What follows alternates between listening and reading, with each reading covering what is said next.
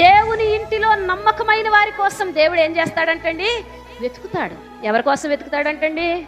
దేవుని ఇంటిలో నమ్మకస్తులైనటువంటి వారి కోసం దేవుడు వెతుకుతాడు. నేను ఒక మాట అంటాను, నువ్వు దేవుని ఇంటికి నమ్మకస్తునిగానే ఉన్నావా?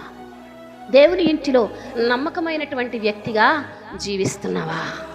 దేవుని సంఘము, దేవుని ఇల్లు నీ జీవితంలో ముఖ్యమైనవని ఎంచుకునే వ్యక్తిగా ఉన్నావా? నేను ఒక మాట చెప్తాను, ఏ వ్యక్తిని దేవుడు ఏర్పరచుకోవటంలోనైనా 2 ప్రధానమైన ఉద్దేశాలను కలిగి దేవుడు ఉంటాడు. ఒకటి, ఆత్మల భారం కలిగి పనిచేస్తారన్న ఉద్దేశంతో దేవుడు ఒక వ్యక్తిని ఎన్నుకుంటాడు. 2, సంఘాలను కట్టేవారిగా ఉంటారని దేవుడు ఏర్పరచుకుంటాడు. ఏం కట్టేవారిగా అండి? సంఘాలను, అంటే అనేక ఆత్మలను సమకూర్చేవారిగా ఉంటారని దేవుడు ఏర్పరచుకుంటాడు. ఈ రెండిటి విషయంలో దేవుని మందిరములో నీ పాత్ర ఏంటి? దేవుని మందిరములో నీ బాధ్యత ఏంటి? దేవుని మందిరములో నీ స్థానము ఏమిటి?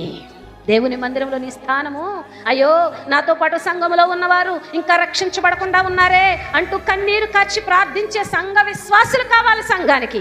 అయ్యో నాతో పాటు కలిసి ప్రభు బల తీసుకున్న వారు బలహీనులుగా ఉన్నారే, బలపరచమని ప్రార్థించే సంఘం కావాలి దేవునికి. ఈ అనేక మంది నా గ్రామంలో, నా ప్రాంతంలో, నా ఇరుగు పొరుగు కుటుంబాల్లో, నా పల్లెల్లో, నా ప్రాంతాల్లో, నా పట్టణాల్లో నశించిపోతున్నారే, అలాంటి వారందరికీ నేను రక్షణ సువార్త ప్రకటించేవానిగా ఉండాలని ఆశపడేవారు దేవునికి. ఎలాంటి వ్యక్తిగా ఉన్నావు నువ్వు? నీ సంఘములో నీ పాత్ర ఏంటి? నీ సంఘములో నీ స్థానం ఏంటి?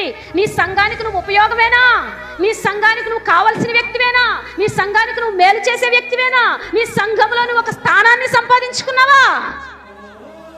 మనం ఆలోచన చేయాలి. యాకోబుని తీసుకొచ్చి దేవుడు తన మందిరంలో పెడితే ఆ బేతేలు దగ్గర ఆ ప్రాంతమంతా, కనాను ప్రాంతమంతా కూడా దేవునిని, యాకోబును బట్టి దేవుణ్ణి విశ్వసించారు. దేవునికి స్తోత్రం కలుగునుగాక.